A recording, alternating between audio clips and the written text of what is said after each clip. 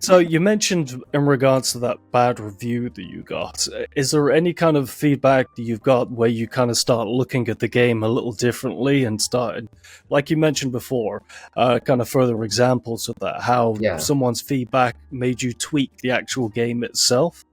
there is actually another example I can think of.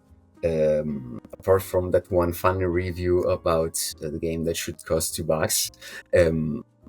This one wasn't a review, was a comment that a friend of mine has said while he was playing the game on his stream.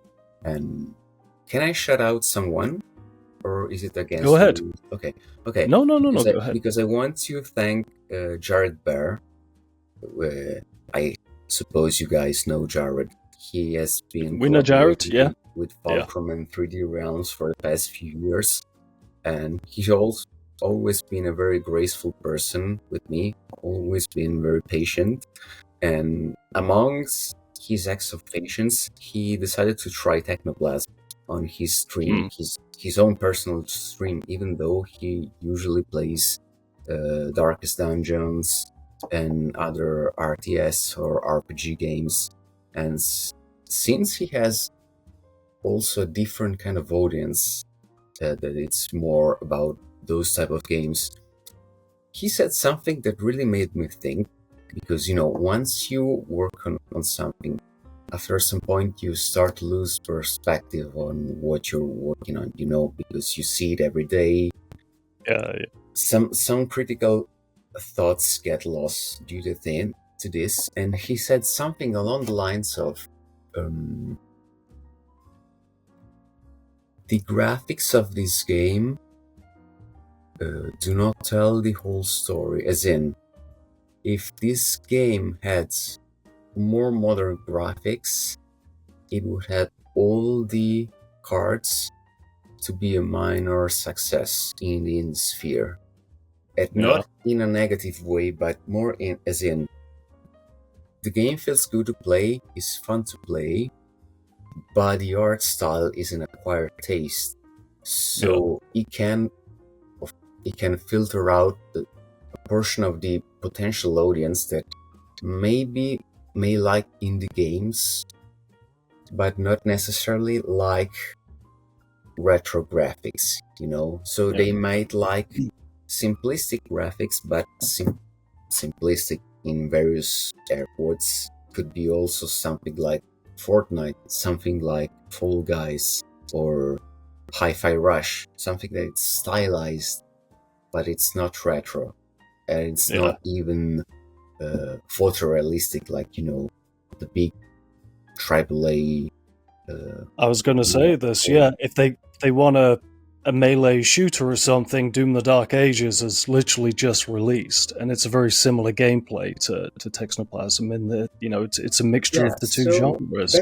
That one comment made me think, and he was right, and I'm still convinced he was very right in what he said, to the point that one of the thoughts that I put in my back burner has been, if I ever deem Technoplazm successful enough to warrant working on a sequel, I will go for a different art style, something more stylized but more modern. So something more along the lines of, do you know a Ruiner? Okay, something like that, because it also something big splashes of color, mid-poly, not too many details. Also, I know some people do not like that one game, but like the Modern Marathon, the upcoming extraction shooter, but that kind of art style. Also like Dead Link that came out 2 years ago. I'm actually really fond of that art style. And actually, I want to say the original art style for Technoplazm was going to be a little different, because the original idea was to have something akin to Sin City by Frank Miller. Really? But it was way too difficult to transpose in a 3D space. I ran various tests and I said, okay, at time being, I'm not able to pull this off. What else can I do? I am good at making photo sourced late 90s, early 2000s aesthetics, which I still think it's not as, inflationate or saturated as either retro style slash, PSX graphics or sprite based graphics. So I said, if we want to be cynical and practical about it, I can go with something that I already know how to do and eventually try to fine tune the one style I'm really proficient at and run with it, at least with this game, and try to carve my own niche in the retro market. Because it's more about the PS1 graphics. There is not many games about the PS2 era graphics, at least for the time being. So yeah. You know what it reminded me of when I was playing it? And this is because of the music as well.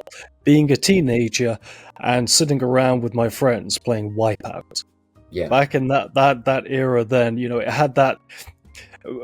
for those of us that, kind of lived through it, it's the music, it's the atmosphere, it's the movement, it's the mise en scène of the entire thing. voilà. But it's a feeling. It's difficult. Yeah, it's difficult to describe. Yeah. It's not like saying you take the iconography of a certain era or something like that. It's all the Flag it ingredients that inside, go yeah. together. Yeah, it's. I thought if you want to stick to the French, it's like a certain je ne sais pas. Yes, oui. Exactly. On appelé the mise en scène. Mise en scène, exactly. Le physique du rôle. Le macaron. Uh-huh. So before we move on to another question, I was going to say, I don't want you to get discouraged by any of these comments talking about art style or graphics or things like that. No. I'm not discouraged at all. I actually think they're very valid critics. It's something that I haven't even considered because I already absorbed in this, bubble of retro games. But these critiques are certainly valid. So I will definitely keep those in mind for the next projects. Right. Yeah. I mean, I agree that the game goes well enough that it warrants a sequel. I already have a design document with all the ideas for this game, and whenever I can one, I said, maybe not. Let's not trash it all together. Maybe we can retrofit it for a sequel eventually, or maybe not, or maybe another project. How for sure. These things. I was going to say because there's plenty of games out there with older art styles than your game, with newer art styles than your game that do well and also don't do well. So I mean, it comes down at the end of the day is just at this point the market is there's so many indie games, so it's always difficult anyway. Every time someone releases a game, anyway, like the Grave Lord and that dev is struggling to do very well with his game, and his game is super cool and unique, and it has a similar issue I think too. But I listened to the episode. Yeah, I mean, Lord dev. Yeah, and so there's just a lot of stuff. So it's when you get the right people who want to play your game and find something cool in your game, then usually, hopefully, that ends up in success. And I really hope that people, really play Texnoplazm, because it is a really cool game. I'm really very happy about the graphics, is the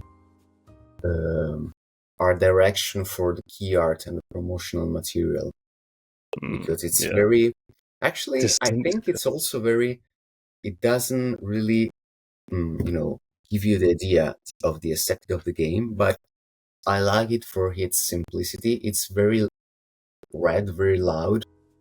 It's very punchy, so I think that also helps making the game stand out, because if you don't have a good eye-catching key art, it's difficult, to basically catch the eye of the potential consumer. At least on that front, I'm very satisfied. Because I'm a sucker for that kind of aesthetic with minimalistic spaces, big bold fonts. Also, are you familiar with the game called The Finals? Yes. Yeah, I Very much love so, the yes. dark side. Yeah. Nice. I actually hope my GPU gets fixed soon, because at the time of this recording, the good thing is I always do things way ahead of my deadlines, because in this case I have been having trouble with the CPU, with GPU of the computer I use to work on Technoplazm, to the point that I have to manually restart the graphic card from time to time. I'll have to take the computer to the repair shop next week, because I cannot play games because the graphic card freezes out. If I try to use Unreal to work on the game, the graphic card randomly freezes out. It's 75% of the potential of the computer right now. It's not being used due to this issue, but everything pertaining to the upcoming patch has already been finished like 10 days or more ago, so it's been sitting out on Steam waiting for me to publish it next week. Yeah.